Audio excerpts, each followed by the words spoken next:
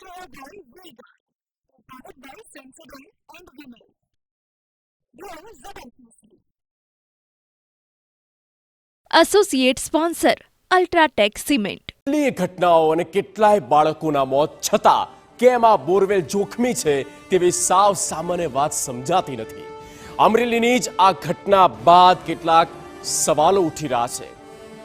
સવાલો થઈ રહ્યા છે કે શું 1.5 વર્ષની બાળકી બોરની પાઇપ પરના પથ્થર હટાવી શકે? આ સવાલ થવો સ્વાભાવિક છે. શું ખરેખર બોરવેલ પર પથ્થર હતા કે માત્ર ઉપજાવી કાઢેલી વાતો છે? બોરવેલને કેમ વ્યવસ્થિત બંધ કરવાની તકેદારી ના લેવામાં આવી? સરકારના આદેશો બાદ પણ કેમ તંત્ર માહિતીથી અજાણ છે? આ સવાલ થાય. શું જિલ્લાનું તંત્ર પાસે ખુલ્લા બોરવેલની કોઈ જ માહિતી નથી કે કેટલા બોરવેલ ખુલ્લા છે એનો કોઈ રિપોર્ટ, કોઈ આંકડો જ નથી? અત્યાર સુધી જિલ્લા વહીવટી તંત્ર શું કરતું હતું? અત્યાર સુધી જિલ્લા વહીવટી તંત્ર દ્વારા કેવી આ બાબતને લઈને કાર્યવાહી કે પછી તપાસ કે પછી નિરીક્ષણ થયા તે પણ સવાલ એ જિલ્લા વિભાગને થઈ રહ્યો છે. જૂન 2023માં એક રિપોર્ટ સામે આવ્યો હતો જેમાં બોરવેલમાં પડી જવાથી કેટલાક બાળકોના મોત થયા તેના આંકડા હતા અને આ આંકડા ખૂબ જ ચિંતાજનક હતા. એનસીઆરબીનો રિપોર્ટ છે. 2018 થી 2021 સુધી એટલે કે 4 વર્ષમાં દેશભરમાં બોરવેલમાં પડી જવાથી 281 લોકોના મોત થયા. એ આંકડો પણ આપણે સ્ક્રીન પર બતાવી રહ્યા છે. 2018માં 121 લોકોએ બોરવેલમાં પડી જવાથી જીવ ગુમાવ્યા છે.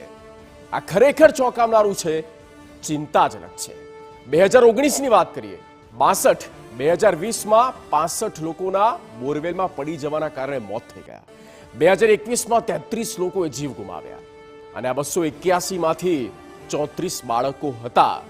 4 વર્ષમાં આ 281 લોકોના મોત થયા એ ગંભીર બાબત છે. સુપ્રીમ કોર્ટે જે આદેશ આપ્યા અમલવારીને લઈને પણ કેટલીક બાબતો આપની સ્ક્રીન પર. સુપ્રીમ કોર્ટે પણ આવા કિસ્સાઓને ગંભીરતાથી લીધા અને આદેશો ભૂતકાળમાં પણ આપેલા છે.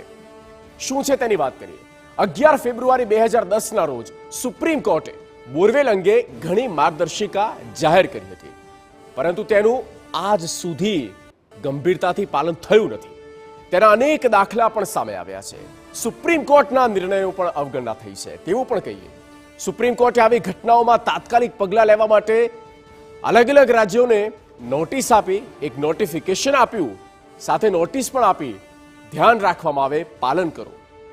અને એવો આદેશ કરવામાં આવ્યો કે બોરવેલ ખોદવાના 15 દિવસ પહેલા જમીન માલિકે ડીસી અથવા તો પછી ત્યાંના જે સ્થાનિક સરપંચ છે ગામના એને જાણ કરવી અને અધિકારીઓની દેખરેખ હેઠળ આ બોરવેલ ખોદવો તેવું સુપ્રીમ કોર્ટે તે સમયે કહ્યું.